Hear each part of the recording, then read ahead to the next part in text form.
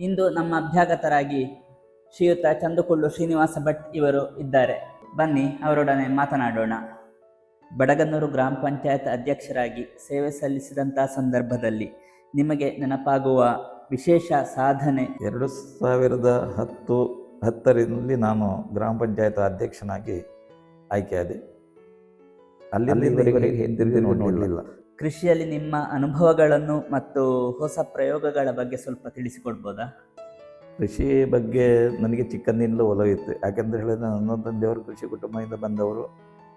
ಅವರ ಮಟ್ಟಿಗೆ ಹೇಳಬೇಕಂದ್ರೆ ಅವರೊಂದು ಕತ್ತಿಯ ತುದಿಯಿಂದ ಇದು ಏನು ನೆಲವನ್ನು ಅಗೆದು ಒಂದು ಬೀಜ ಹಾಕಿದ್ರು ಕೂಡ ಅದ್ಭುತವಾಗಿ ಬೆಳವಣಿಗೆ ಆಗಿ ಬೆಳೆದು ಒಂದು ನಮಗೆ ಬೇಕಾದ ಫಲ ಕೊಡ್ತಿತ್ತು. ಆದರೆ ನಮಗೆ ತುಂಬ ಆರ್ಥಿಕ ಅಡಚಣೆ ಇತ್ತು ಅಂತ ಹೇಳಿದ್ದೆ ನಾನು. ಅದನ್ನು ನಾನು ಚಾಲೆಂಜ್ ಆಗಿ ತಗೊಂಡೆ.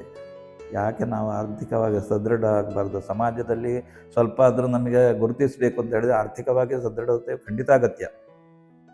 2021ರಲ್ಲಿ ದೇವಸ್ಥಾನವನ್ನು ನಮ್ಮ ಕೋಶಾಸ್ತ್ರ ವಿಷ್ಣುಮೂರ್ತಿ ದೇವಸ್ಥಾನ ಪೂರ್ಣವಾಗಿ ತೆರವುಗೊಳಿಸಿ ಹೊಸ ದೇವಸ್ಥಾನ ಕಟ್ಟಬೇಕು.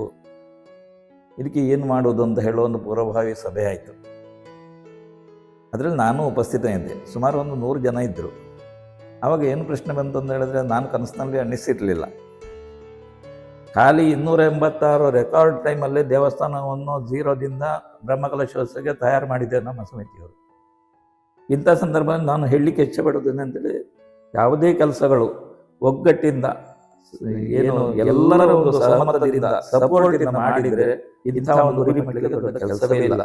ಅದಕ್ಕೆ ನಮ್ಮ ಜ್ವಲಂತ ಸಾಕ್ಷಿ ನಮ್ಮ ದೇವಸ್ಥಾನ. ಆದ್ದರಿಂದ ಊರಿನ ಎಲ್ಲ ನಾಗರಿಕರನ್ನು ತುಂಬ ಹೃದಯದಿಂದ ನಾನು ಧನ್ಯವಾದ ಸಮರ್ಪಿಸ್ತೇನೆ ಅವರಿಗೆ.